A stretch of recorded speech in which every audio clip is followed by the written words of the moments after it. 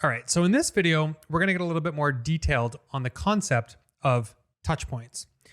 A touch point is essentially a piece of content. It's a post, it's a page, it's a video. You can set some rules to define a touch point as basically any kind of activity in your digital experience on your website. But for the sake of simplicity, let's think of it as a single page. A collection of touch points is meant to influence a desired outcome. It's meant to lead to a conversion. So we're going to look at touch points in the system in context of the conversions that we're following, that we're measuring, that we're tracking for. So let's head on over to the system and we'll take a closer look. So once we're in here, we're on our dashboard, but we're going to look in the menu here. And right away, you'll see that there is a menu option called touch points. So if we start there and look at what's tracked in the system here, we're going to see that list of content, that list of touch points. Again, it's a little bit more sophisticated. I've oversimplified it. You can actually define a single touch point as an aggregate of several pages or several posts. But here are the touch points that we're tracking, we're paying attention to. You'll notice that not all your content is listed here. So you do have to make a deliberate choice about which touch points you find relevant and you want to pay attention to. Don't worry, if you forget a touch point, it doesn't mean that the system's going to ignore it. This report here is meant to distill for you and simplify a view of, is my content working? Are my campaigns having an effect? At a glance, with a quick click, you can come in here and you can see the touch points that you've decided to pay attention to, and you can get some data about their effectiveness and their impact. If we want to get a little bit more of an understanding of how these touch points are adding relevance and attributing to our conversions, we can look at it from the other way around. So let's go into a conversion report and take a closer look.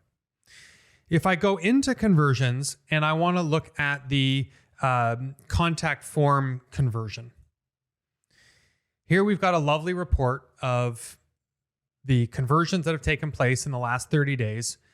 But if we scroll down, we can see uplift by touch points. So this is showing us the unique conversions that happened as a result of each particular touch point. Super awesome, super valuable. If we click this link below that summary table and go view more touch points, it will give us the entire report. And these on the first page are all visible touch points. There's a couple of filters at the top of this list. The tracked touch points are the ones that you will find in that list that I started off in this video. These are the ones you've deliberately decided to pay attention to and track, but there's also auto-discovered touch points. So this is where the real power of the system is coming forward.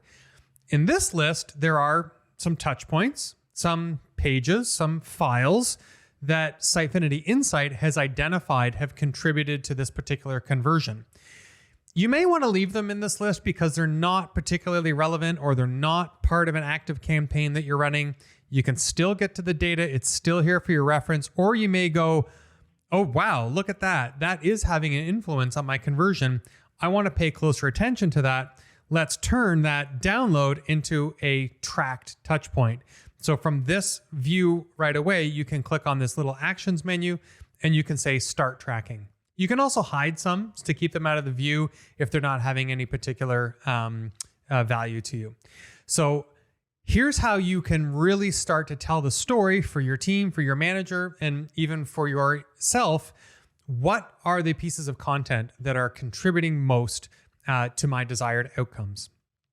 If we now go back to that touch points list, let's take a little bit more of a view into touch point aggregation. I've touched on this a little bit earlier, but if we go into the definition of this particular touch point, you can see here that there is a rule that says if the visit starts with a particular string, then count it towards this news section touch point. So essentially what we've done here is we've built a rule that aggregates any page within the news section to a single touch point of news. We really don't care about any particular news post. We just want to know if the news section on our website at all is having any influence on our desired behaviors, on our outcomes, on our conversions. All right, so there you have it. There's a good understanding of touch points, how they can be measured and tracked in Sitefinity Insight, and how to pay attention to particular ones that are adding value. Catch you on the next video. Thanks, everybody.